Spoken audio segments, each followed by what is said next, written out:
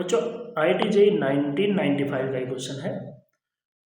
To metallic sphere S1 and S2 are made of the same material. Material इसमें same है तो density भी same होगा और स्पेसिफिक हीट भी सेम रहने वाली है। And have got identical surface finish. इसका मतलब जो E है वो भी सेम रहने वाला है।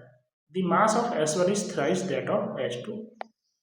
Both the sphere are heated to the same temperature and placed in the same room having lower temperature but are thermally insulated from each other। ठीक है।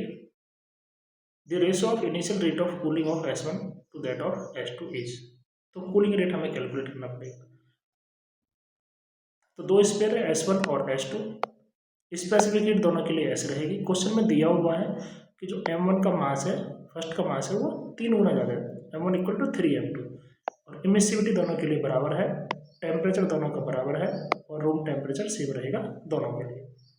तो हमें कैलकुलेट करना है dT/dT1 और dT/dT2, मतलब कूलिंग रेट हमें कैलकुलेट करना पड़ेगा। तो कूलिंग रेट, तो मैं यहाँ पे R1 R2 से रिप्रेजेंट कर रहा हूँ। तो R1 है कूलिंग रेट और R2 भी क्या है, कूलिंग रेट।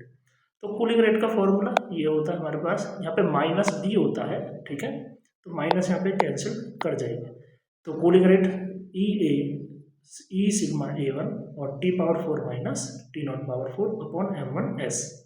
वैसे ही हम R2 लिखेंगे E sigma A2 T⁴ minus T⁴ upon M2S। तो टेम्परेचर बराबर था, यहाँ पे मैंने T ही लिख दिया है, सरफेस फिनिश बराबर है तो E लिख दिया है, स्टीफन कांस्टेंट जो सिग्मा है वो बराबर रहेगा, S दोनों के लिए बराबर तो S लिख दिया। तो यहाँ से बहुत सारी चीज़ें कैंसिल कर जाएंगी, तो हमारे पास क्या बचेगा A1 अपॉन M1 और नीचे होगा A2 और ऊपर जाएगा M2, ठीक है, ये ऊपर जाएगा। तो यहाँ पे इनकी वैल्यू पुट करनी है हमें।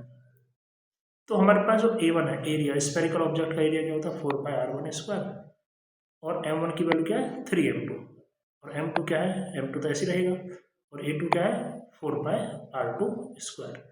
अब इसको सॉल्व करना है। तो M2 से M2 कैंसिल हो गया, 1/3, 4π से 4π कैंसिल हो गया, R1, देखो यहाँ पे R1² है, यहाँ पे R2² है, तो हम क्या करेंगे 3 से पावर में मल्टीप्लाई करेंगे और 3 से डिवाइड करेंगे। तो जब 3 से मल्टीप्लाई करेंगे तो R1³ और R2³ और पावर 2 है और बाय 3 भी करना पड़ेगा, ठीक है। ओके, समझ में आ गया होगा।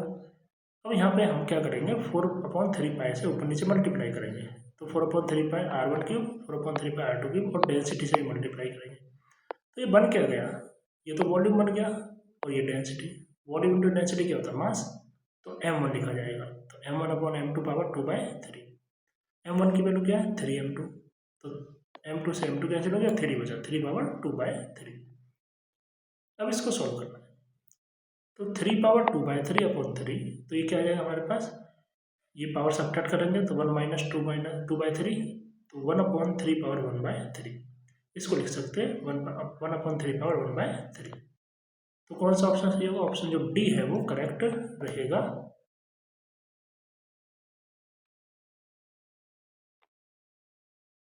तो ऑप्शन डी इसमें करेक्ट रहेगा।